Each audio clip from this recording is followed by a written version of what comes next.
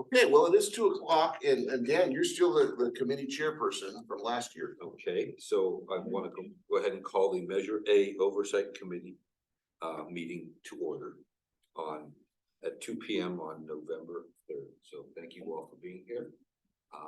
Especially welcome our new members. We are thrilled to have you on the team, part of getting your perspective and ideas for how to support our fire department here. Welcome back, Rod. We've been here, the two of us have been here since the beginning, a couple of years ago. It's been since the process went on board. So thank you. And at this point, what I'm going to do is turn the agenda over to Jeff Briltz to kind of Sure. lead us through the process here. Happy to. So we're kind of in the beginning of well, first, this is our third year of having the Measure A Oversight Committee. Just by way of a little bit of background, the district was looking for years for ways to supplement funding for the fire department to really be able to staff the department on a 24/7 basis. And in 2000, after a couple of other efforts in 2019, the district put forward a ballot measure, a special tax known as Measure A, that was approved by voters by about 77%. It was overwhelmingly approved. It did require a 2/3 majority, but it was overwhelmingly approved. And that created what we call the Measure A parcel tax or Measure A fire tax. And it was at the time $180 per parcel per year. That's gone up a little bit because there's a 2% CPI inflation figure of up to 2% per year that goes towards that. It generates about $500,000 a year. When that went forward, the voters really approved an ordinance. So it's more than what you might say Measure A was a document. And in that ordinance that was approved by the voters, was the formation of an oversight committee. And that committee has a certain role, that's this committee, has a role of ensuring that funds that are raised by Measure A are appropriately expended. And so that's the primary duty of this committee. The committee was formed about a year, about a year, almost a year after the Measure A was approved. And at the time, there were 3 initial members, Rod Hewitt, Dan Mosevich, and Steve Barkley was on the committee. The terms, two of them had 3-year terms, Rod and Dan. And then Steve Barkley had a 2-year term. And when his term came up for renewal, he opted not to seek reappointment. And we reached out to community members. And we're really fortunate to have 2 community members step forward. This, I will say, is a nice kind of easy way to put your toes in the water.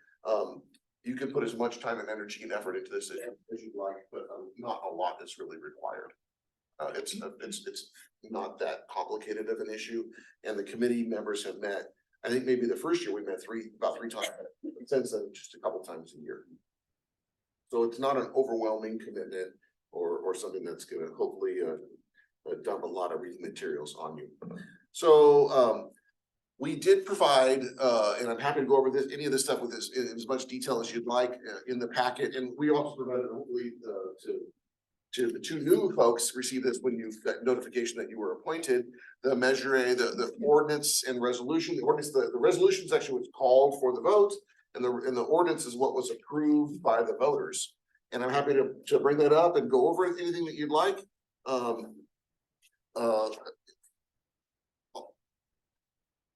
Actually, I'll bring it up because I think there's just a couple things that I think are really worth highlighting that kind of help explain it.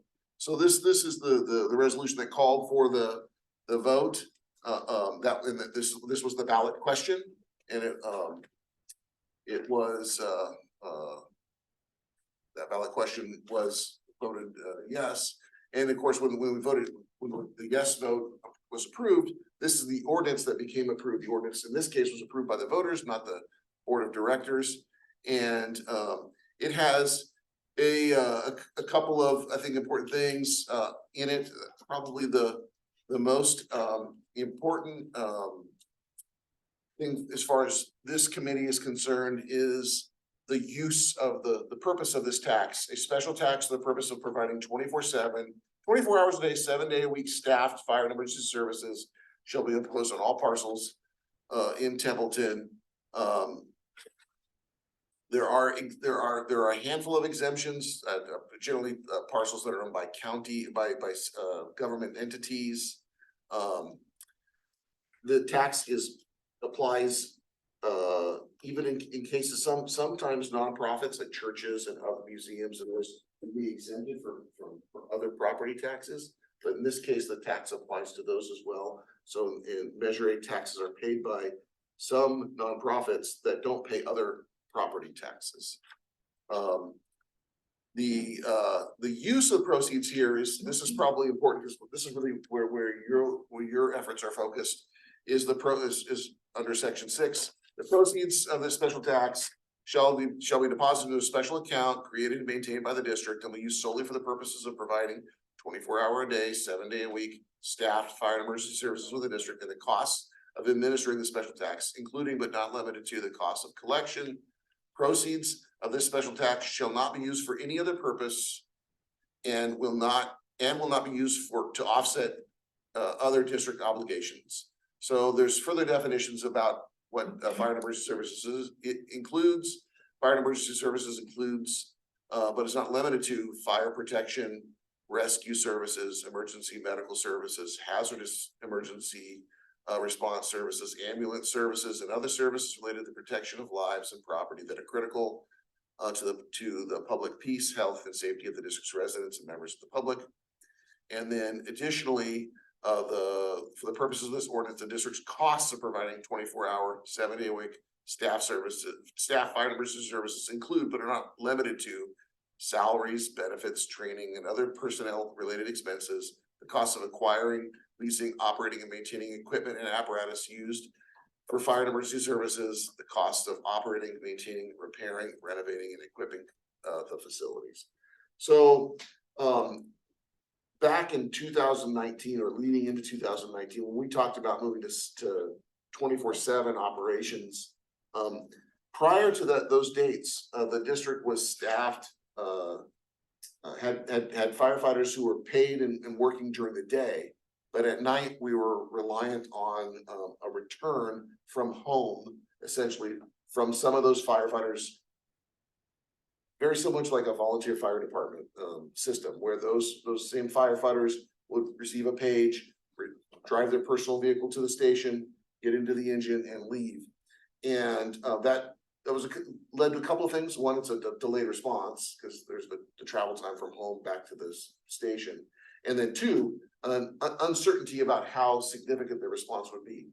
And while this was a largely successful model, from the beginning of time through the 80s and 90s, what we found was there were fewer and fewer Templeton Reserve firefighters that were local to Templeton. And so we were really down to, in that last few years leading to 2019, just really a couple of people. Some of those responses were handled by one person, and sometimes it'd be a delayed response. There were just a small number of folks that were truly local enough to be able to affect a response, live local enough. So the goal of Measure A was to be able to have enough money to pay for staffing 24 hours a day. And since Measure A was approved in August of 2019, our first funds, it didn't create a funding source until fiscal year 2021. We received the first monies in December of 2020. In October of 2020, we began this 24-hour staffing model and went to shift work, assigned 24-hour shifts. And since then, there's been some other modifications to the staffing model. But since October of 2020, we've had persons working 24/7, and the station staffed 24/7. So I think if you examine, as we talk about expenses and kind of give us some details, this ordinance was drafted in such a way that it didn't limit specifically how the monies were spent, but anything that was directly in support of that operation. So it wasn't only salaries, but our model was, that's what we were lacking, that roughly $500,000 we're looking for was the difference in staffing costs to go from what we had provided previously to the 24/7 operation. But Measure A allows the funds to be used for equipment and station maintenance and other station upgrades or items that would be needed for the station, and not simply limited to the staffing. So if there's anything in this ordinance, this is the section that probably would matter to this committee. Let's see here. Oops. Is there any questions on the ordinance or resolution or anything else you'd like me to cover or go over? If I can just add to what you're saying, thanks, Jeff. Really, the question that I had when I first was approached by Measure A to approve or go forward and then to participate was why? What's the purpose of the Measure A? And Templeton has grown. I've been in Templeton since 1990, so I've seen growth occur because it's this great place to be in, and it's managed well. Oftentimes it's influenced by how much, how many water meters are available, some of the growth that we're looking to have. But nevertheless, it became apparent that we needed more than just what Jeff was talking about. So there's really three things that, as I was reading through the notes, that really are the underlying issues behind this. And in my mind, they are, once of all, providing essential fire protection 24/7. So every day, all day. And then reducing the emergency response time. So like Jeff was mentioning a minute ago, when you pull people from home to come drive in, and Rod, you know this firsthand, it just takes longer for that whole process to occur. So we want to reduce the emergency response time, and then keep people, not only just train them and they fly away to the next place, but to keep and retain qualified firefighters. So with that in mind, I thought, okay, well, that makes sense. Let's put this in place, and this is how we were managing those funds. Does that make sense? Okay. Rod, do you have want to add to that? Because only the fact that this measure was a grassroots effort to pass, and because we decided, or the group decided to go with the registered voters and not the property owners, it had to be a 2/3 majority, and it actually passed. What, 77% of the people said yes. So it was not only yes, but heck yes. Where if we went with the property owners, it would have been 50% plus one. But a lot of people don't live in the area, they don't really care. So we figured I say the group, not just me, figured the registered voters was a better route to go. So, that night we're all sitting there waiting for the results, and it's like, holy cow, 77%. It was like the community really supported it. Question. So the staffing, the 24/7 staffing right now, what does that model look like? Is it a full-time captain, full-time engineer, full-time firefighter? So no, and it's changed since when Measure A was first put forward. The model was to have a full-time captain on 48-hour shifts, with a part-time reserve firefighter also on 24-hour shifts, and a part-time firefighter working days to have a staffing of 3 people during the day and 2 people overnight, with a daytime fire engineer that would kind of cover some of those other daytime reserve shifts. And the thought was the daytime engineer would be able to backfill vacations and other things for the full-time captains. And a full-time fire chief. We didn't have a full-time fire chief prior. We hadn't had one in about 10 years, 8 years prior to the passage of Measure A. So it brought in staffing of 5 full-time employees. Since then, since Measure A was approved, we've changed the model a little bit because we received a SAFER grant to fund 2 additional full-time engineers. And so now we have a staffing level of 3 full-time captains, 3 full-time engineers, and we have 1 reserve firefighter on duty at all times. So we have 3 persons staffing 24/7, but we don't have the funding to maintain that unless the SAFER grant. What's the period of time on that? It was 3 years, and we're 6 months or so into it. That's one of the disadvantages the communities find is they get the SAFER grants, which are great, but then they go away. Right, and you can't maintain that level of service, so you have to be creative. Yeah. The other thing too, I think, is when this was done, the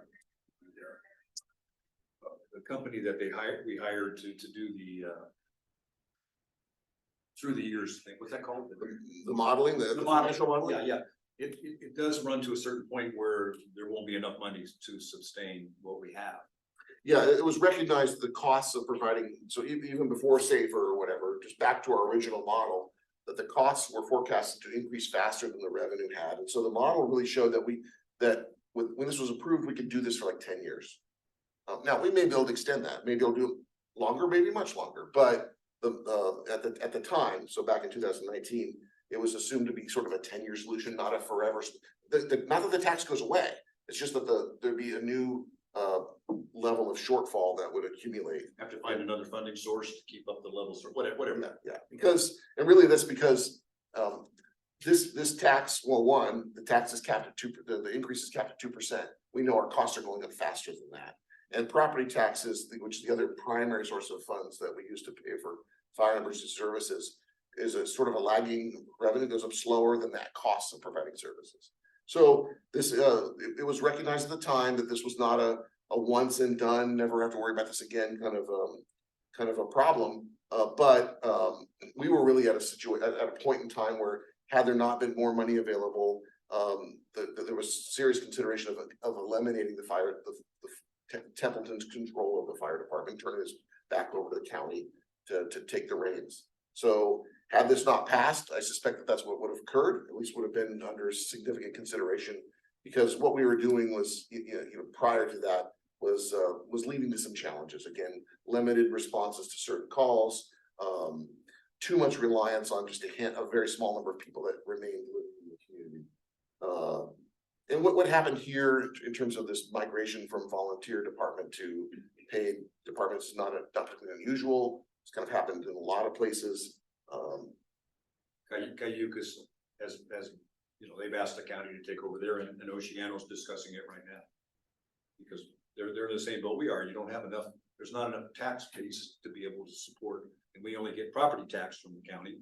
And I think the district had gone to the board of supervisors and asked for a higher percentage of property tax, and they also said no to that. What, 6%, is that what? Yeah, we get about 8.4% of 8.4 cents on every property tax dollar that's paid in Templeton. So if you write a check to the county for $5,000, we're getting 8.4% of that. And that's not limited to fire service. That's to provide fire services, parks and recreation services, street lighting. And that's been constant for like 45 years or so. Yeah, maybe the percentage of it's changed a little bit because as new growth, there's actually like 8 tax rate areas in Templeton, and so not all of them are exactly the same. It depended on when the annexation occurred into the district.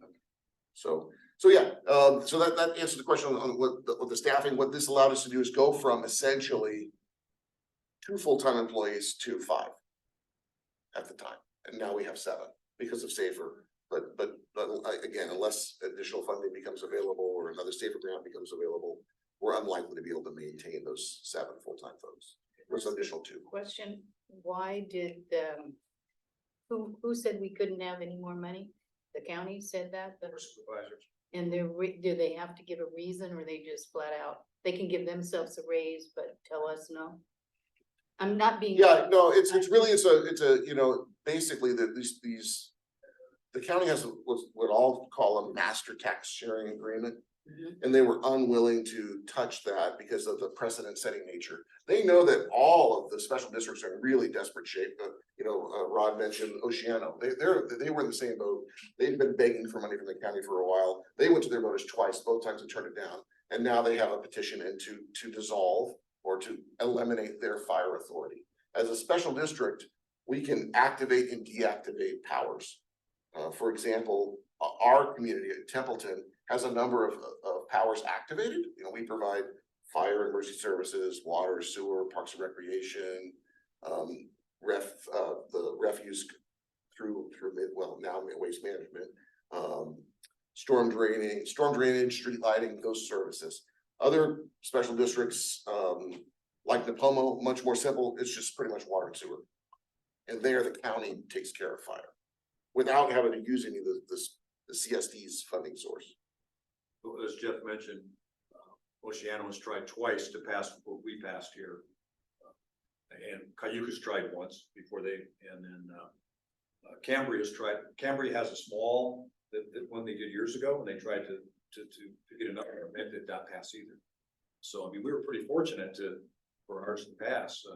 It says a lot about the community.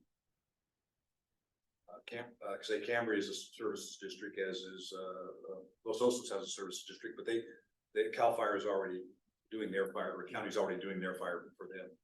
It's a contract though, they have actually, it's a contractual relationship in that case. San Miguel's another service district, and they struggle too, because of the volunteer part of the firefighter programs are just, you can't get volunteers in it. Too much training.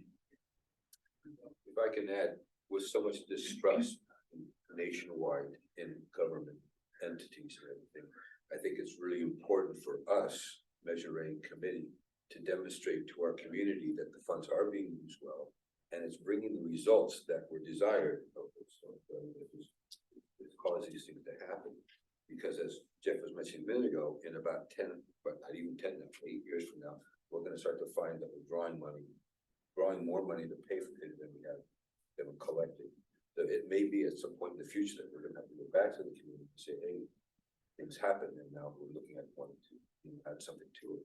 And what we want to do as a committee, in my mind, is just to show the good faith effort that has occurred to use it appropriately and with good results. You know. Yeah, so, so that's sort of some of the background, on this. After, Measure A was approved, and again, it calls for the formation of this oversight committee. That's a component of that ordinance, that a committee, an independent committee shall review expenses to ensure that they're used for the purposes that are stated. The board of directors, established the bylaws, and I sent those out, all of you hopefully had a chance to see those. If there are any questions, this just kind of talks about the makeup of the committee, the purpose of the committee. Let's see, the terms of the committee members, et cetera, et cetera. So it's again, not terribly complicated, fairly limited in terms of the committee's role. But each year, this committee produces a report to the board of directors that illustrates your findings. In the committee's judgment, did the district spend the Measure A funds as permitted by Measure A, as outlined by Measure A? And so that report has been given to the board each of the last couple of years. Here's a copy of last year's, this is the staff report. The report itself is here. So I included a copy of this. This was given last December, authored by the chairperson of the committee, and issued to the board of directors. There's some background information, and actually the chairperson, Dan, put this together. And so this information came from, or was discussed by the committee members prior to Dan writing the report and submitting it to the board of directors.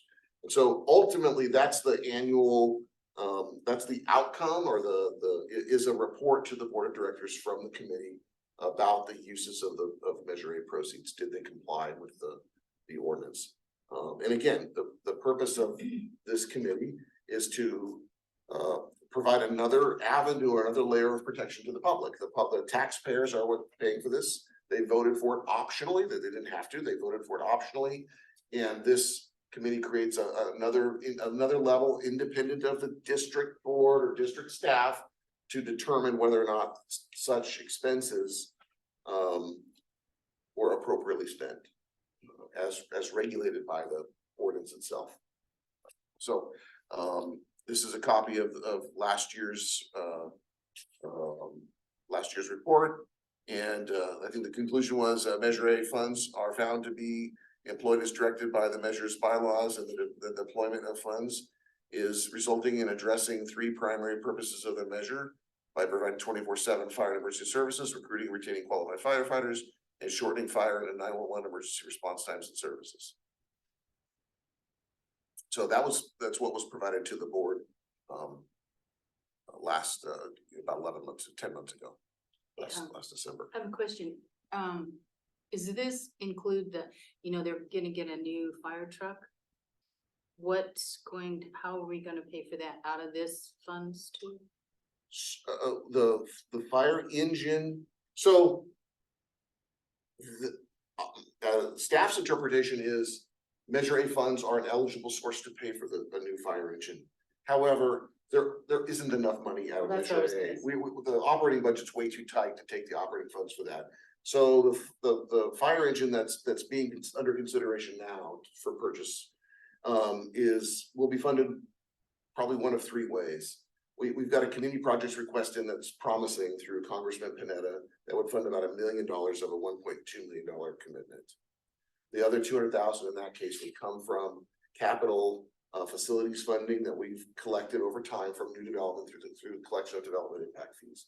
If that funding were to be eliminated or not come to fruition, then the proposal is that the engine would be funded entirely from this capital facilities account or development impact fee funds that have been collected over time. The engine is a new and additional resource for the department. So while Measure A funds could be used for it, they're just really, we don't have enough room in the operating budget to cover that kind of cost. We really, I mean, it's a challenging situation right now, where even though we passed Measure A, it's still a very bare bones kind of budget. So in fact, even the cost of just setting aside money to replace the future engine is too much for the department to absorb, the fund to absorb. So additional monies are likely to need to come in from what I'll call the Community Facilities District Fund or the CFD fund to pay for that asset replacement or the depreciation expense related to that engine.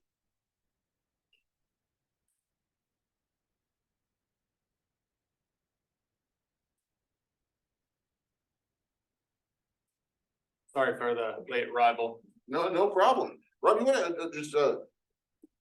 just introduce yourself to some folks? Hi, Rob. Meet you. Rob. Nice to meet you. Leona. Nice to meet you, Rob. Rob, Hi. good to see you. Good to see you too. Good to see you, Good Rob. to see ya. Hello. Hi, everyone. Rob's a good sport. He's covering for the fire chief today, couldn't make it, and I forgot to inform him of that prior to just not too long ago. So thank you for attending, Rob. Of course. Other duties as assigned, right? Absolutely. So that's the sort of the background on Measure A, the purpose of the committee, the prior committee report.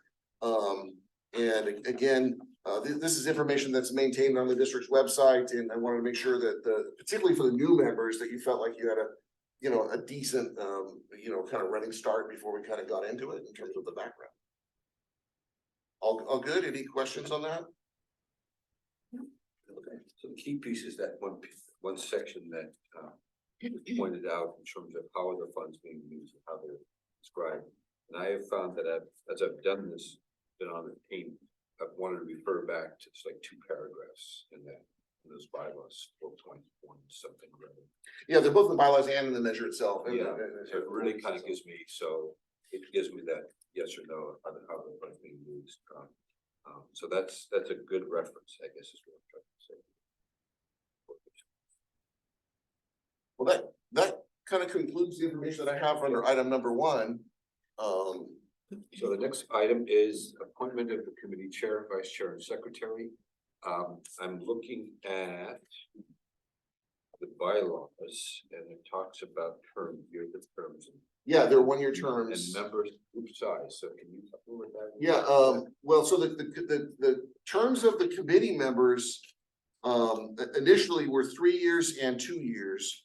We ended up with it was staggered originally, and so that's why Rod Hewitt and Dan Mosnich are original committee members that are serving on their third. This is their 3rd year of a 3-year term. They may request reappointment after this year. And be appointed again, for another term. And then, the two new members just now received their appointment. The officers of the committee are chairperson, vice chairperson, and secretary, and those are single year, positions. Although Dan Mossich has served as the committee chair for the past 2 years. And happy to share that opportunity with others. So it's not like I'm not saying necessary. So when are Dan and my terms up? I'm gonna say they're up when this cycle is complete, when this next, because I don't wanna say this year, because it's possible the report doesn't go to the board until January, but once that process is concluded, then the next year would. This is our third Time going through this. Going through this, okay. But you may request reappointment and I'll be happy to make sure you receive an application. So that was the. I'll fill it out for you too. We meet too often. Yes. So we need to decide this afternoon on the chair, vice chair, and secretary. And I put it out there to all of you guys. I'm more than comfortable allowing somebody else to in this role in the group here. So any thoughts or comments? I think you're doing a great job, Dan. I concur. Stick with, Third. you're Okay, okay so with that? for one more year, I'll lead the group here in this regard. So that by consensus of the committee that Dan was continuing to serve as chairperson? Okay, so we need somebody to back me up on candidate. Second that. Be interested? Oh, no, I'm sorry. For vice, so We need to vote for it. No, yeah, I mean, I think there was consensus, but if you'd like to make it a formal vote, there could be a motion in a second. I make a motion that we appoint Dan as the chairman for this next year. Second that. Okay, and then our board secretary can actually do a formal roll call. Hewitt. Aye. Bowie. Aye. Cree. Hi. And Moskowitz. Thank you. Now we need a vice chairperson. anybody interested in? Help me out. Sure. I'll second it. We have I'll back you up. Emmett as volunteered to be vice chair, Leona's the second. Do a roll call for that. Bowie. Aye. Cree. Aye. Hewitt. Aye. And Moskowitz. And now we got the toughest job of all, as the secretary for the committee. And the secretary has no expectations of duties. They're actually called out in the board bylaws, but our staff will prepare your minutes and present them to you for your approval. But we would expect all the committee members to review those for accuracy prior to approving them, but there's no additional real work for the secretary. It's kind of an put your toe in the water, kind of easy assignment if you're looking for one of those. I'll make a motion to Leona. Wait. Do I have to write all this stuff? No. down? Oh, I've been the secretary I the do last it. 2 years. I have been. You don't have okay, to- right. You're hanging me out there. So just so you're aware, we record the meetings, so this is actually being recorded on Zoom. Right, okay. And this meeting will be, as long as YouTube lasts, I guess, available for public viewing. Then the minutes are taken by the district's board clerk, Carrie. And she'll prepare minutes and distribute them for your use. There is not a requirement of the committee secretary to take minutes, but the position is called out in the bylaws. Okay. So I'm called out, but basically do nothing. You don't have much to do. Yeah. Okay, But if you feel a little bit bored, okay. we're happy to pass some of those assignments back on. Rod never really requested that, but Why didn't I could? Okay. So do we have a motion for Leona to serve as secretary? I made that motion. Okay, right, Leona seconded. Second. Okay. Hewitt. Aye. Bowie. Aye. Cree. Aye. And Moskowitz. Okay. Well, congratulations, thank you guys. It's been a big process, as you'll see. Okay, I'm gonna ask that we take a look, if you don't mind pulling up the minutes from last meeting on December 6th, so you can see here we are on November 2nd, 11 months later. Kind of walk us through that a little bit. sure, happy to. The last time the committee, the reason the last time this committee met was, almost 11 months ago. And here's a summary of those, here are those minutes. We take summary minutes. They're just super brief, just talk about the action of the action minutes, just the action that the committee takes. The detailed discussion is not included in the minutes. That's available on YouTube or the district's website, should you really wish to go watch it. So this meeting is actually still available on the district's website, and you can go back and see what the meeting consisted of. I guess maybe it's worth pointing out that that meeting began at 2 p.m. and it ended at 2:36 p.m. So it was not a terribly long one. That committee approved the August 22nd meeting minutes, or sorry, during that meeting, the committee approved the August 22nd meeting minutes. They reviewed the draft audit report from the prior fiscal year, and they discussed the preparation of the report to the board. And then they did not set another meeting. So we would recommend the minutes be approved by the committee. Is there a motion for that? Okay, second. I'll second. So let's go ahead and call for a roll call. Reed, Yes. Hewitt, Yes. Bodie, Yes. and Mossman. Yes. Okay. So at this point, we're gonna go ahead and review the fiscal year budget. Hear how money has been spent over the course of the year, and probably also hear more about it being, how far along we are in terms of. So on that note, I'm gonna turn it back to you there. Yeah, happy to. As well. Thank you. So I'm pulling up a report. So by the way, the committee's job is kind of backwards looking. It's to report on were the expenses made appropriate under Measure A. And so the work of the committee over the next couple of months is really examining the fiscal year 2022-2023's Measure A revenues and expenses under that may have been funds that may have been spent, Measure A funds that may have been spent in the fire fund. We've provided for you here the budget report for that fiscal year. This budget report is not yet final because our financial statements are still under audit. Although I don't have any reason to believe that there'll be any significant changes to the outcome of this report. In the past, this is what we provided originally to the committee, as sort of a draft budget summary for the prior fiscal year, and then made available the audited financial statements for your review and confirmation. The way I think there was a question earlier about how to read this report, and Natalie Klotz, our finance officer, and either of us can answer questions now, in the future, if you have questions before a meeting about what might be contained here. So the report though is fairly straightforward. The top line items here are all revenues in, and this is for the fire fund. And unlike a city or a county, the fire fund is not a part of the district's general fund. While it's a general tax beneficiary of general taxes like property taxes, it has its own. All of the money in the fire fund stays within the fire fund. It's not commingled with other general governmental activities. So the breakdown really is grant proceeds. The way again, this line item, the way these columns work, this is the original budget. The current would be the total budget, current total budget, which would be if there were any budget amendments that were made over the course of the year. In this case, it's pretty clear to see one that we didn't have a grant proceeds line item originally. We received a grant. This is actually primarily the safer grant. It was a very significant one, about $1 million over 3 years, or I think it was about 870. 780, $800,000. $800,000 over 3 years, pretty significant.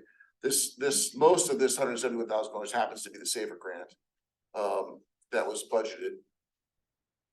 Period activity, because this ends, this date here, 6/30, that's the end of our fiscal year. So this would cover anything that took place from July 1st, 2022 through June 30th, 2023. That's the amount of revenue that we actually received. It's less than was budgeted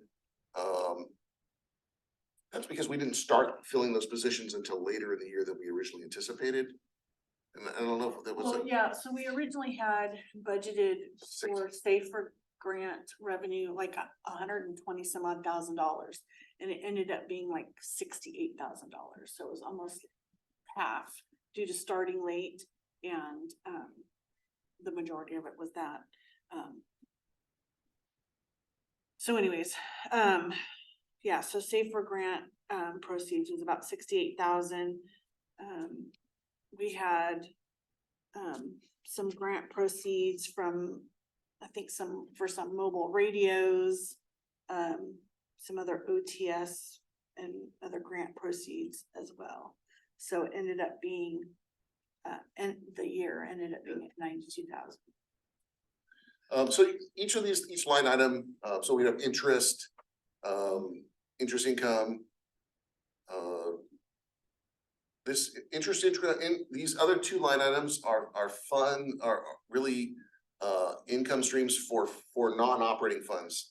Interest income on the depreciation account, that's really our what I'll call an asset replacement account. That's a sub account of the fire operating fund.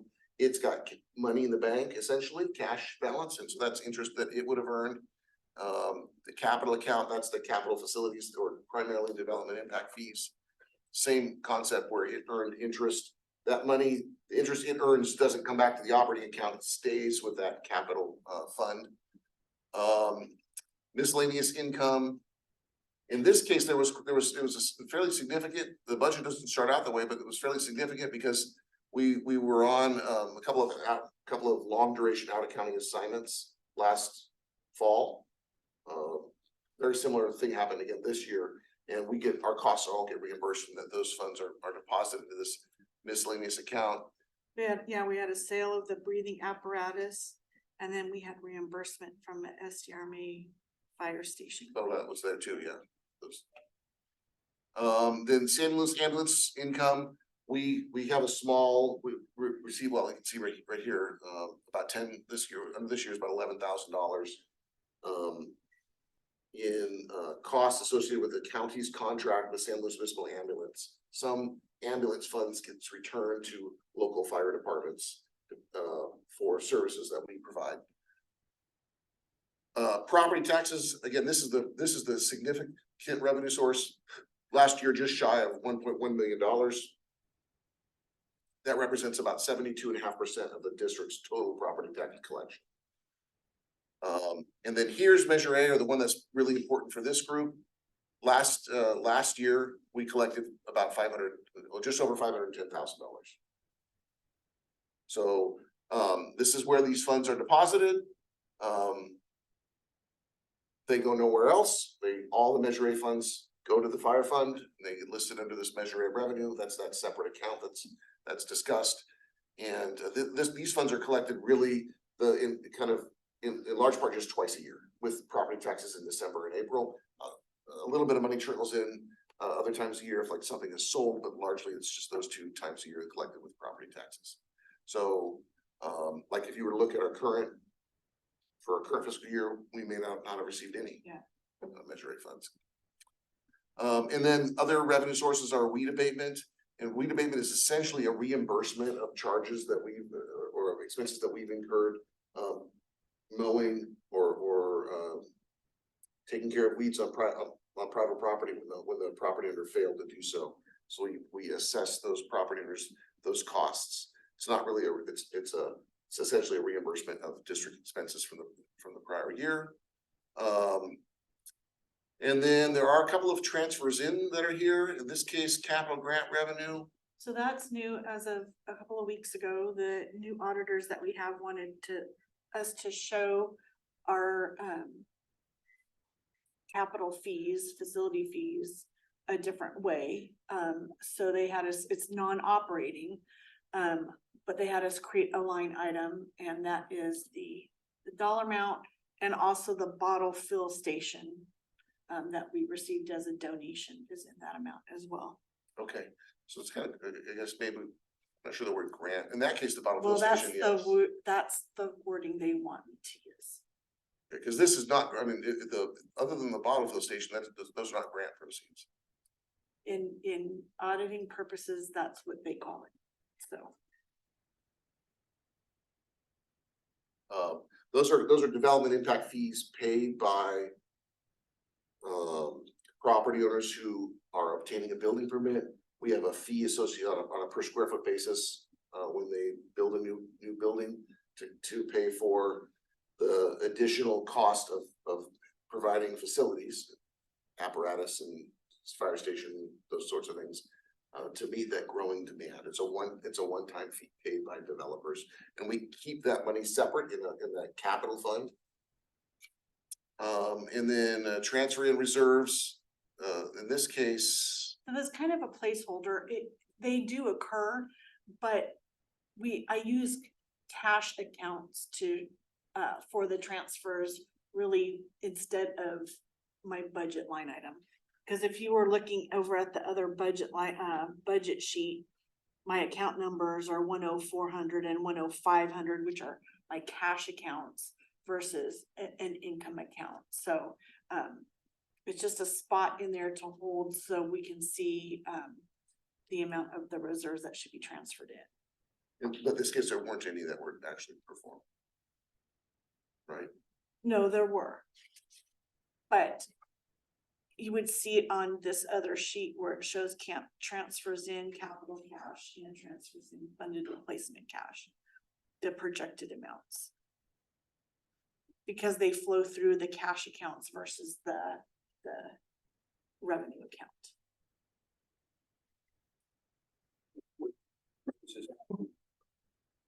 Physically, So when we purchased, in 22-23, we purchased, there was some repairs to the upstairs bathroom. That was we used funded replacement or asset replacement cash of $26,000. So it comes out of our asset replacement cash account.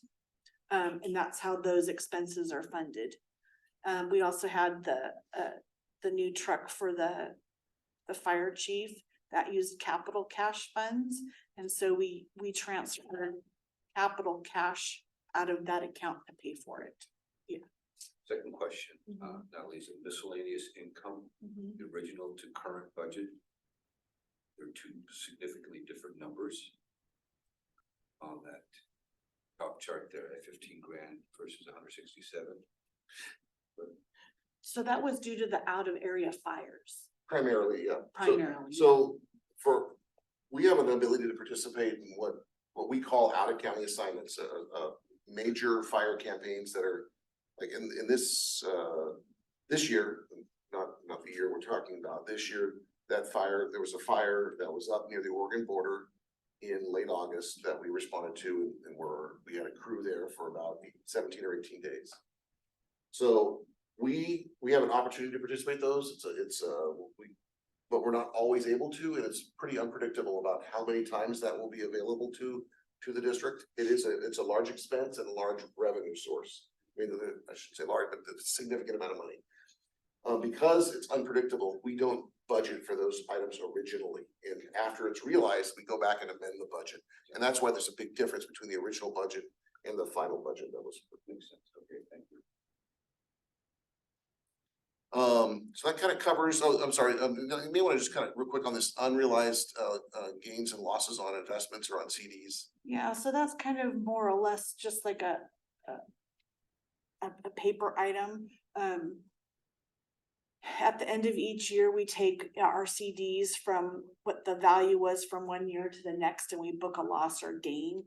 All of our CDs, when they mature, we receive all of the income. So it's just a paper recordation of what the unrealized loss of the CD is at that particular time. Yeah, it's not a cash transaction, so this was probably particularly confusing. The district invests, the district's funds are invested in a number of locations. LAIF, which is the local agency investment fund, which is kind of operates like a money market account. We can move money on a day-to-day basis, essentially. A money market account at a bank, our checking account at the bank, and then we've got 60 or so CDs now, more, yeah. a lot of CDs that have a lot of district funds in them. And because this year there's a big loss that shows up there because over the district has a investment plan that has us laddering investments over a 5-year period. That's the maximum of that you can invest in. And because of that, because we bought some of those CDs 3 and 4 years ago when interest rates were like 1%, those CDs, if they had to be sold today, would be worth less than they were purchased for because the current market is like at 5%. So this line item is trying to recognize that if we had to liquidate that, we'd actually lose some money, but we're not, we don't, there's no need to liquidate it. So that's why now they refer to it as like a paper loss.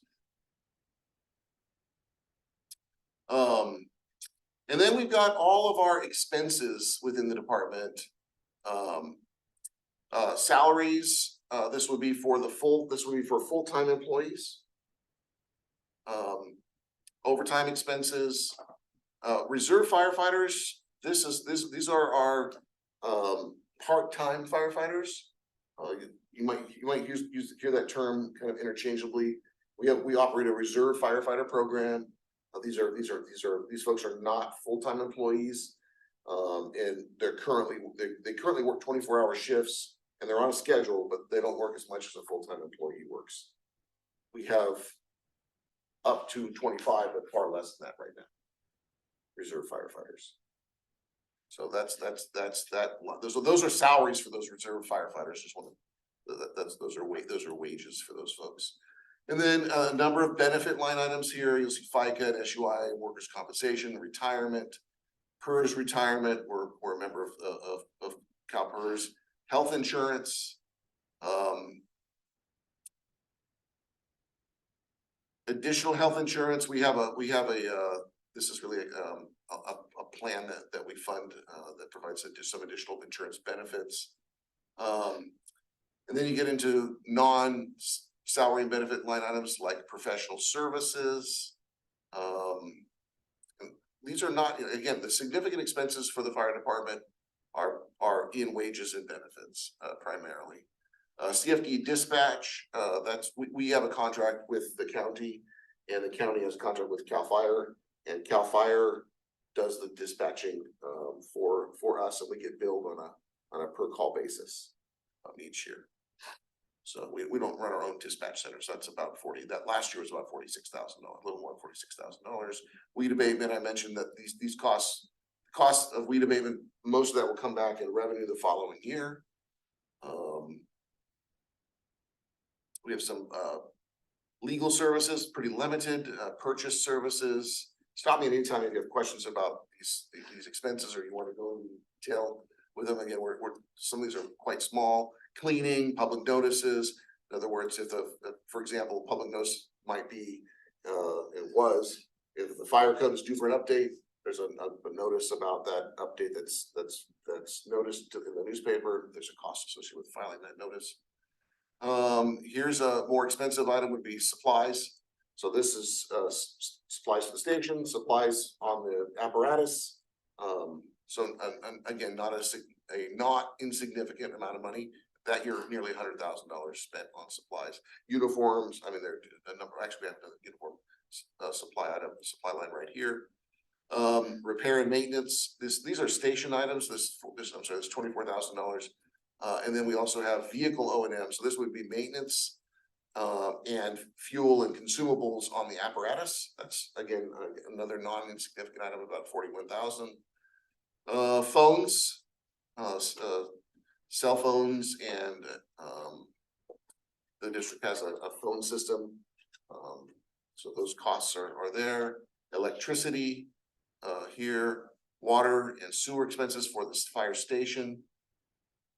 Gas, this is natural gas, not vehicle gas. The vehicle gas is under the vehicle O&M.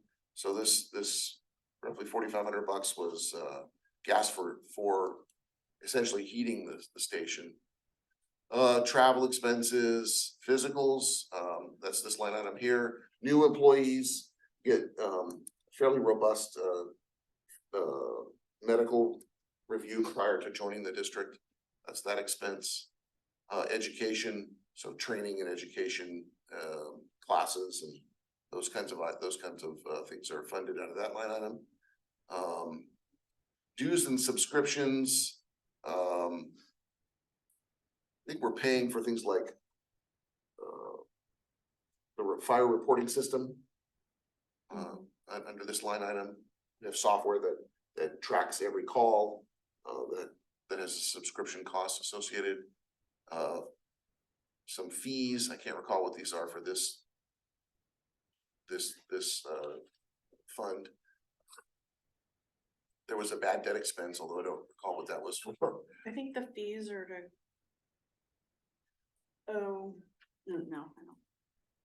I don't know. And then,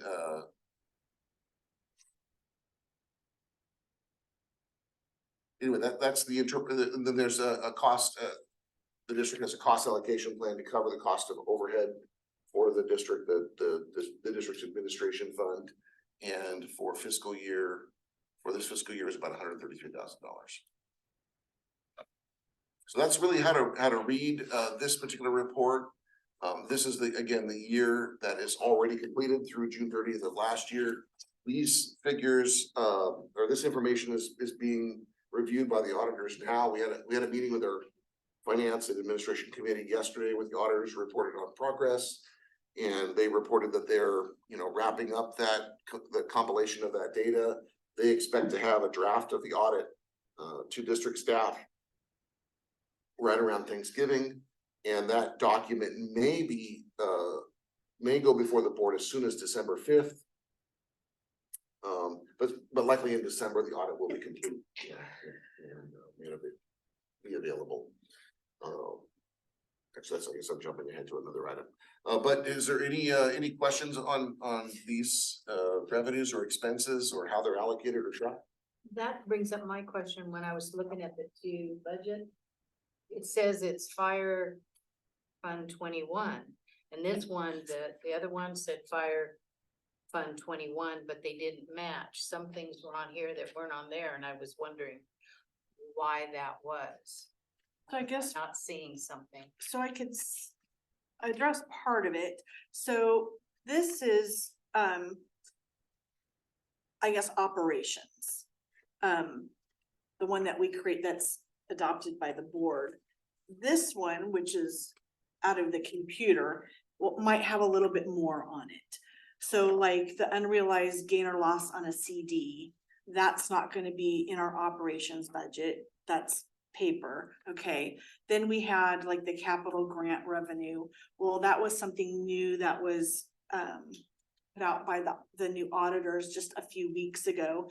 And that's facility fees, so that's not an operating item either. So that wouldn't be on the operating budget.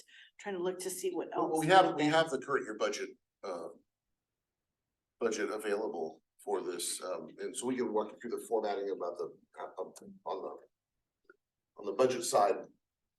This report is really to compare actuals with the approved budget, comes out of the accounting system. The budget document itself is not generated in the accounting system, it's generated in an Excel spreadsheet, and so it has a little different format.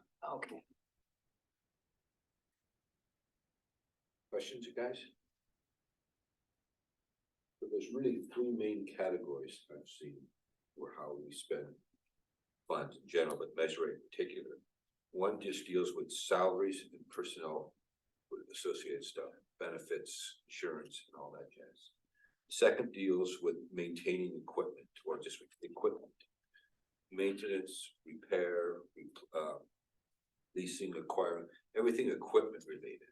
And the third area deals with facilities, so everything facility related. So it could be repairing, renovating, equipping. So got those three broad areas that Measure A funds are supposed to be used for. With that in mind, you see what Jeff and Natalie are showing us, how those monies are separated. The overall Measure A funds are folded into the overall budget. They're not just something that has to be tracked separately.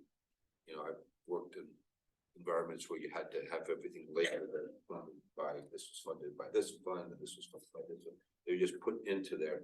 And then what we're looking at doing is making sure that of that 500 grand or so that we received in revenue, it falls under those three general areas. personnel, equipment and facilities, basically. And that's how I've tried to. Yeah, and what we're showing you here is only the fire fund. So the district maintains a separate fund for water, sewer, parks and recreation, et cetera. So all of those other funds will have the same line items, but with expenses associated with those activities. And none of this, what this report shows is all of the Measure A funds were deposited into the fire fund. So if you just take the salaries alone, that's more than what the Measure A funds are, so technically we're meeting our responsibility right there. Right? Yeah, they're not being spent outside of Yeah. fire, because you can. That doesn't include overtime or reserve firefighters or all the benefits, which we could include in there too. So yeah, so if the salaries were, say, less than what the fire fund was, then we'd have to look more into detail to see where it was actually going, but I mean, in my mind. It is. And then any funds that are left over with the fund at the end of the year, they stay with the fund, that they contribute to the following year's beginning balance. So if for some reason, like, and we did, last fiscal year, if there was more overall revenues, all revenue sources combined, than there were expenses, those funds stay with the fire fund and increase the beginning balance for the following year. And that's sort of a planned activity. The fire financial model showed that in the first several years of Measure A, we would be bringing in a little bit more money each year than we were spending. And that money needed to be saved, because beginning in about year 7, we would start spending more money than we brought in, and we would need to be drawing from that account. And so we've actually, it doesn't show up in the report of this format, we've created a set aside, a future operating set aside where that money's being accounted for and shown, so that years down the road, when we reach that point where the revenue doesn't fully cover expenses, we'll draw from those prior years to help extend the life of Measure A. And that's probably the wrong term, to help extend our current operating model, even though the revenues will likely fall short on a year-to-year basis. So on the funds that go over, where's that money transferred in? Where's that come from to make those whole? Oh, down the road? Like, No, just on this year's budget. okay, give me an example, Say just overtime, it's Yeah. 101%. Overtime it comes out of the overall yeah, cash the account. overall cash account. So in other words, so overtime was over a little bit, about $1,300, but salaries we had a $10,000 savings. So that's really, it's kind of. But can you take it from salaries and do a transfer to overtime, or does it just come out of? Well, I mean, so on the books, when you total all these up, it'll show that overall there were the total fiscal activity. That's not, Yeah, the I format. wouldn't use that only because if you see capital outlay at the very bottom, Right there. this really isn't really the best, but so like the fire chief's truck, the remodel, everything was coded to there as an expense. But when I close out the books at the end of the year, I have to capitalize and depreciate them. And to do that, I have to take, like the fire truck, I take it out of capital outlay and I put it into fire truck assets. And so it looks like there wasn't an expense there, but there was. And so it's gonna throw off your bottom number by 98,000, because you can see how much I transferred out of there. But I mean, we could figure out where it No, landed. I just but- meant on the other, like. Actually, it'll probably be easier if I show you, when we bring up next year's budget or the current year's budget, it's easier to walk you through what happened in the prior years. Cause I've heard, when I was involved, budget transfers, we transfer, but I don't know how that works now. So, well, you can't transfer from salaries to Like a supply account. like the supply account. But you can keep the funds if they're all salaries and benefits, and then all Okay. other operating Gotcha. expenses, yeah. Makes sense.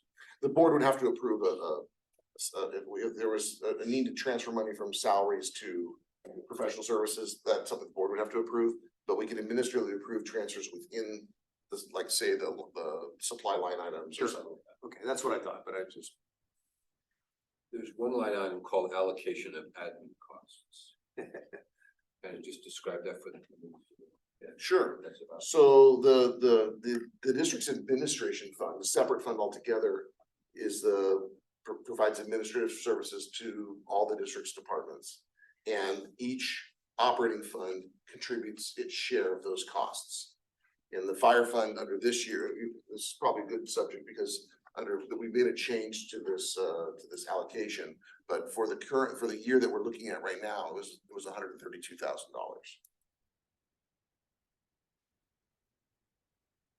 And so the water fund pays its share, the sewer fund pays its share, Parks and Recreation pays its share, street lights, et cetera, all the funds make a contribution. that took a pretty good jump this year, didn't it? It did, for fire, you mean? Yeah.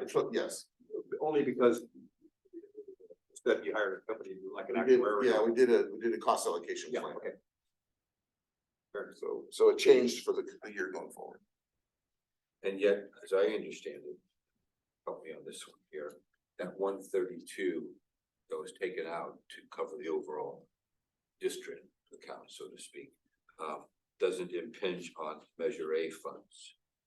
You know, it's part of just the general overall, because Measure A funds still, as Rod pointed out a minute ago, the entire lump total could be, some totals could be used just to cover salaries. Yeah, so Measure A funds are really only represent, you know, we're looking at this total here, about $2 million of revenues. Of that, about a quarter of it's Measure A. So Measure A is super significant, super important. We couldn't do what we do without it, but it's about 25% of the fire funds revenues. So in my mind, I've been able to wrap my head in saying, okay, but the funds that Measure A provides don't necessarily go to the district, so to speak. Don't fund admin directly. Don't fund admin directly, yeah. That's a question that I had initially in terms of wondering where these funds go and everything. Okay. Thoughts, comments from the team? Now it's good to see that if they're over budget, that it rolls into the next year. Because like working in Paso, you come to the end of the year, you try and spend that budget, because if you don't spend it, the fire chief's gonna look at you and say, well, you could do it for this amount, but you asked for this amount. Use it or lose it. kind of Use it thing. or lose it is right, you know, because you say, hey, you can do it for under, so go for it. So it's nice hearing that it rolls in. In the recent past, which is 2 years, we have as a committee held off, I don't know what's the correct word right now, but we waited for the audited report to say, okay, we can bring forward a recommendation to the board, the actual board of trustees, board of directors. And that's a strategy we chose. What, my guess is that this figure, what we're looking at, this budget report we're looking at, it's probably not going to adjust much. And if it does, it's not going to be like, oh my gosh, look what they found kind of a thing. So we can choose to use this report here as our evidence to say this is what we believe to be the case, or we can say, let's just wait until the audited report comes in a few weeks, in a month, and say, okay, once that comes in, call a quick meeting like you saw earlier, when we had a 36-minute meeting previously, because, well, this is what we saw before, we were ready to move forward. So that's something the committee can decide to go forward with this, or wait till the audited version is available, I guess. Yeah, and the reason we've done that is the auditors are third-party independent accountants, a CPA firm, who will make a written determination about the quality of the district's financial statements, whether they qualify or whether they meet standards. And so it provides you, I think, some cover to say, look, we not only did we review it, the auditors reviewed it, both of us came to the conclusion that the accounting is done properly and the Measure A funds are deposited in the proper place, and we can see that there were expenses that exceed the amount of money that we brought in. That is, it's not hard to see that the expenses exceeded what Measure A brought in, and those expenses were tied directly to what Measure A authorizes. In the past couple of years, our auditors have actually made a statement in the financial statements, and I probably should remember to ask the current ones to do the same. That we have a new audit firm, so there is a little less certain, a little less confidence about how things are gonna move forward. So we just haven't worked with this group prior to this year. But they've actually made a statement in the report that says the Measure A funds were deposited in the proper account and spent appropriately. That we've asked, staff's recommended to the committee that you know, really, assuming that's information that's coming up pretty quick, you have that information available before you make your findings. One other reason, kind of selfishly, is the bylaws call for that this committee meets twice a year. And if you make your findings too soon, you'll have no need to have a second meeting, and then you'll have not really followed the bylaws. Yeah, we don't get paid for that second meeting. The second meeting. So, are we as a group comfortable to wait to the actual audited budget report arrives before making a final decision? They're the professionals, right? To do. County busters, CPAs. Continue the same practice. I think it straightens our hand to the decision. If the committee was to ask us, what were you doing? Before we use this report, right? Report. That work. Yeah, that would sound reasonable. Let's hold. Yeah. Let's hold until that comes in. So we did, I'm sorry, I'm jumping ahead. So I already kind of covered the audit status. We kind of discussed, you know, what to come next.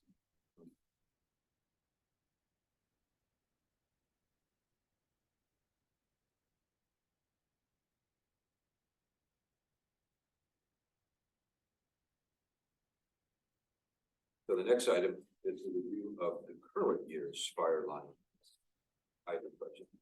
Yes, it is. So this, there are some differences in the format of this information, although more similarities than differences, but this is actually a sheet out of our approved budget. This document that the board of directors approves, and it gets amended as the year goes by, as new information becomes available. But this is the fire fund budget for the current year. The formatting is very similar. The top section is revenues, but the columns are all quite different. We've got the budget from 2 years ago, the actual from 2 years ago, the budget from last year, which happens to be the same figures we just reviewed, the projected figures from last year. This again, when I say projected, these were really put together like in March. So it's kind of dated information at this point. And then the budget, which was later approved by the board of directors for the current year. So you can see some of the same line items. We actually called out the Safer grant because that's a pretty significant item, as its own line item now. Then we've got some interest income and miscellaneous income, and the ambulance, which we talked about before, property taxes at almost $1.1 million. And then now look at Measure A. It jumps to about 518,000, which is our projection for the current year. $7,000 in weed abatement fees associated with costs that were incurred last year, last fiscal year. And then these next set are really transfers from capital accounts. This is really the for lack of a better word, the deposit on a new fire engine. The one that I think it was discussed just really in the meeting, and whether Measure A would be paying for it. These funds would be coming out of, you can see here, this capital cash. This capital account would be funding it. Then we've got a couple other capital items. We have a HVAC system that's temperamental on the upstairs portion of the existing station, and so there's funding to replace that if it's deemed necessary. We had some problems with it last winter, but it's been working since, and I'm hoping that means the heater's been working in the mornings. But it has. All right, I'd probably hear about it if it didn't, because it's been cold.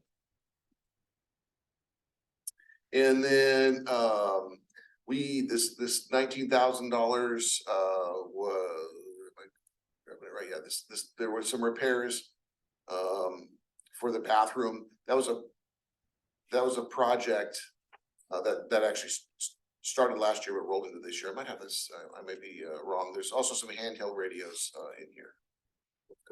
In one-time expenses. So the line items for, the line items for expenses are, follow that, that report pretty closely.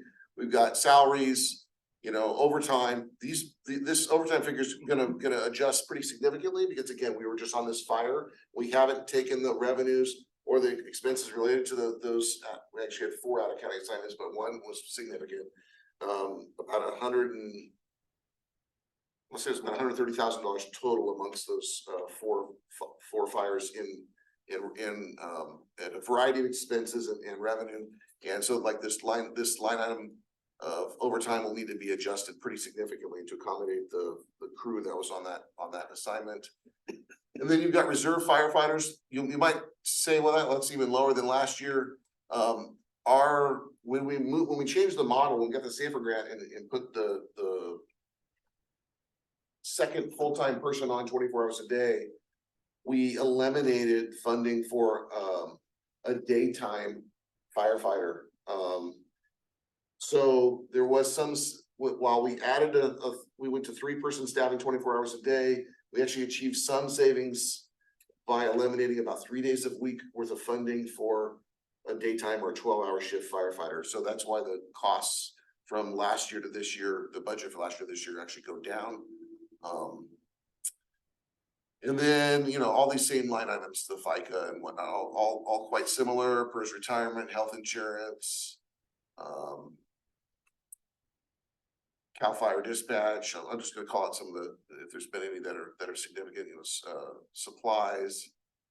That supplies budget was really inflated last year because we had a lot of one-time expenses and supplies that were abnormal. I think it was almost $100,000. Vehicle O&M, electricity, again, that's station electricity, gas utility. These are just some of the same expenses. And then this is the area that I think doesn't get captured very well in the budget report that we showed you earlier, because we budget for one-time items on a line item basis. So everyone is called out. So we moved our C train that was back here just actually maybe a month ago, not very long ago. So we had some costs associated with that was budgeted there. That moved out to the training facility. There were some concrete piers at the training facility that sit under the new C train or the old C train, right? We're just dug them yesterday and it's for a burning sea train. So you won't know we're actually able to perform live burns.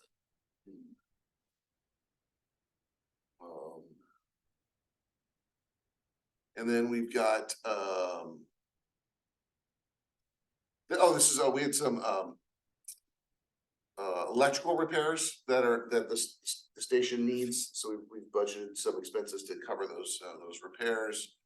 There are costs for some roof maintenance. We actually ended up we had a roof leak last year, and so it was recommended some roof maintenance done.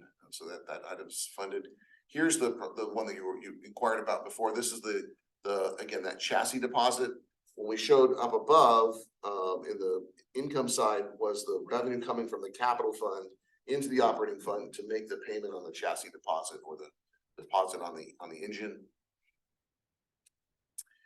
And then here's these radios that we spoke of. Again, same kind of concept here where we had asset replacement funds that funded the radios, and the revenue line item up above was really the funds coming from the asset replacement fund into the operating fund. So the operating fund would make the expense of these handheld radios. I think those have already been purchased. I think so. Yes, they have. And then again, here's this HVAC system. This expense won't be incurred unless that system goes down. Because our long-term plan is to not use that upstairs space as living quarters a whole lot longer. So those are the one-time expenses that are this year. Last year, you talked about last year we had a number of other ones, and there will be more as the year goes on, because like I said, we have an item coming before the board on Tuesday. We received a grant to help pay for some some protective gear, some protective equipment. And that wasn't originally budgeted. We received the grant, so we're asking the board to approve the grant and make a budget amendment to show both the revenue associated with that grant and expenses. And so as the year goes by, additional items will likely show up here. There'll be expenses that were not anticipated, or grants that we received that we didn't, that we weren't sure of, so we didn't include in the budget originally. And again, as I mentioned, there'll be revenue and expenses associated with those out of county assignments that have already been incurred this year, but that aren't reflected in the budget yet. So this year you can see the other thing that this document shows that the other budget report doesn't illustrate well is there's a couple of other expenses that really are transfer interfund transfers within the district's system. One being funded replacement of about $91,000. We keep a sub account, and you can see it on the summary of fund balance in our total full budget document. Each fund has its own funded replacement account, and so we set aside the amount of money equal to the depreciation of assets each year into this funded replacement account. And that way, when the purpose of that is so that when a piece of equipment needs to be replaced, there's already been funding for it that's been saved and set aside for that purpose. So the fire fund has its own asset replacement set aside account. And this year, we propose to make about a $91,000 contribution or set aside or savings into that account to pay for future vehicle replacement equipment. That's anything over $5,000 that would be, not anything, but any asset over $5,000. That would need to be replaced down the road. This is one area that we quite frankly really struggle in for really two reasons. This habit of pushing money into the set aside has existed for a long time, but during the recession of 2008 to about 2012, 13, the district paused making those contributions. And so the account was drawn down, but not kind of built back up. And it's been a tough recovery since then. And then secondly, and probably more significantly, the cost of fire, particularly apparatus, but just items in general, are going up really rapidly. And so if you bought a fire engine 20 years ago for $300,000 and you depreciated it and set money aside each year, you'd have $300,000, which is what our policy kind of calls for. We should have if we put that piece of equipment in service. But when we go to replace it today, it's like $1 million. So it leaves a pretty significant gap. So the funded replacement strategy is not ideal. This is not, by the way, not a unique issue, not unique to the fire fund. It's a district-wide policy, but it's much more recognizable in the fire fund because there's big dollar apparatus that have really gone up in price really significantly. You know, I don't. I mean, Rod, what was 7190 when we bought it new? Oh, I don't know. We did get it from. We bought it from Paso, but like $15,000, $30,000, $35,000. oh, we bought that for that much, but what did we pay for 719? The district bought it in 2001 or so. The engine that we got rid of. We paid a little over 200,000. Okay, 200,000. We're trying to buy another one that's like that, a Type 1 engine. It's going to be about $1.2 million. So in 20 years, it's better, does more, but in 20 years, and The first 7195, I was just thinking we bought, it was on a conventional cab. In 1994, it was $128,000 with extras on it. it was customized. $128,000. Yeah, It wasn't a custom, but it was and it was here for 25 years, so. Yeah, so those costs of apparatus have really gone up. This is an area where we struggle in, and you might have, if you are listening to what some of the challenges are with the fire fund, the ability to purchase and then save to replace that equipment is challenging. In hindsight, we may not have captured that with Measure A as fully as we would today in terms of those projected expenses.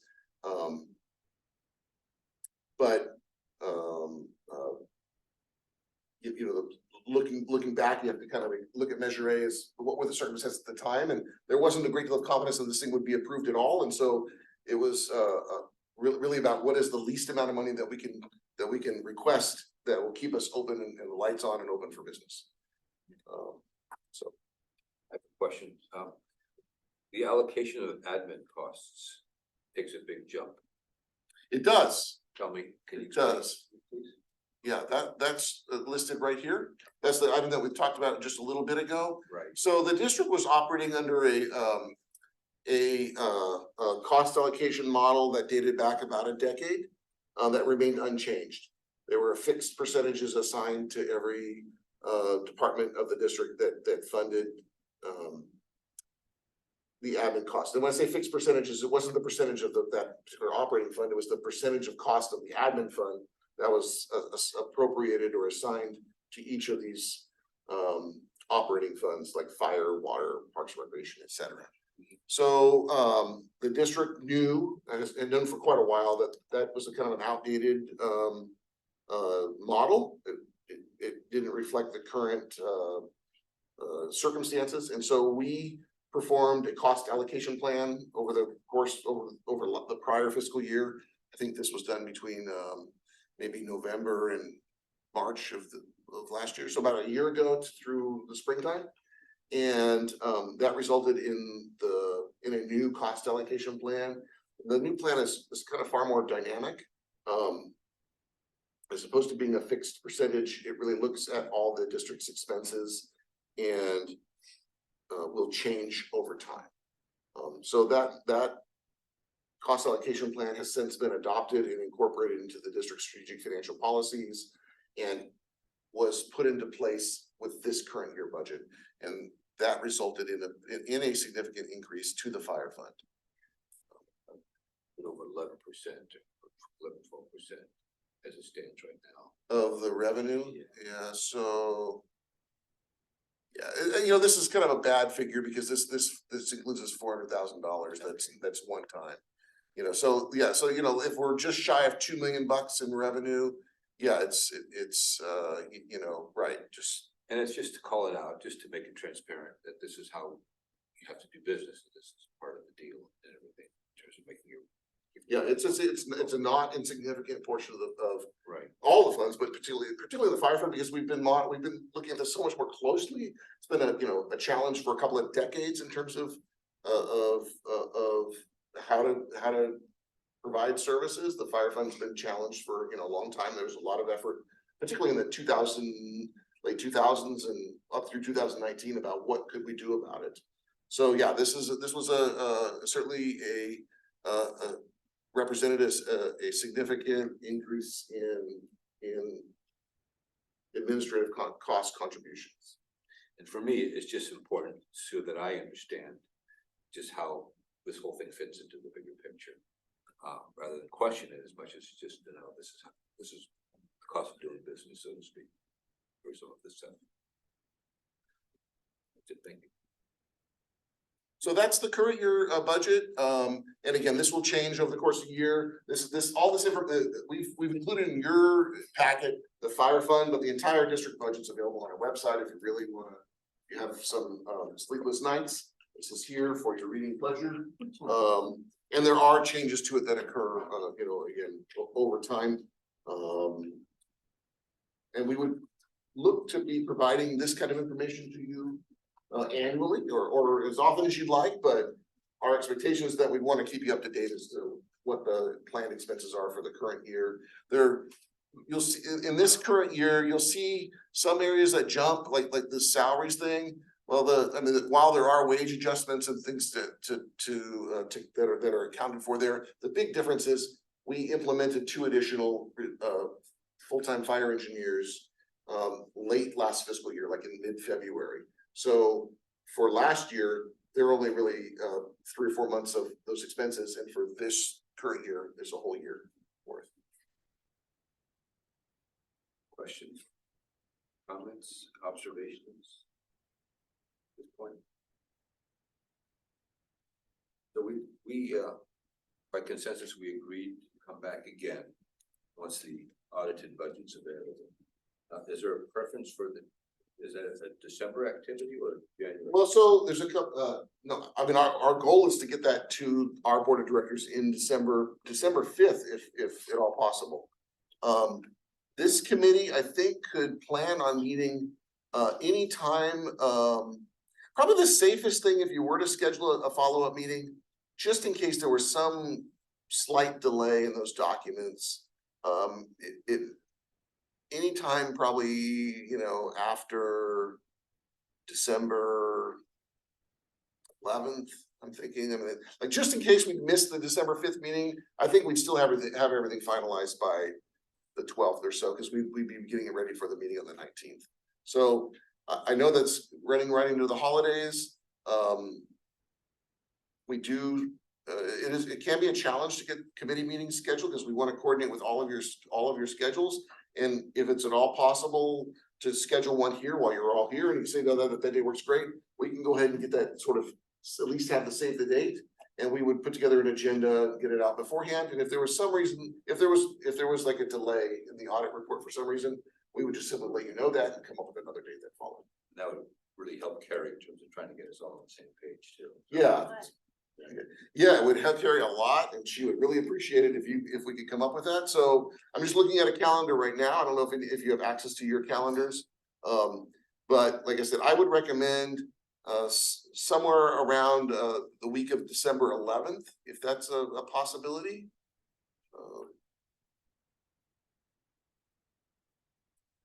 Any day of the week of preference for anybody? With your schedules, work schedules and things.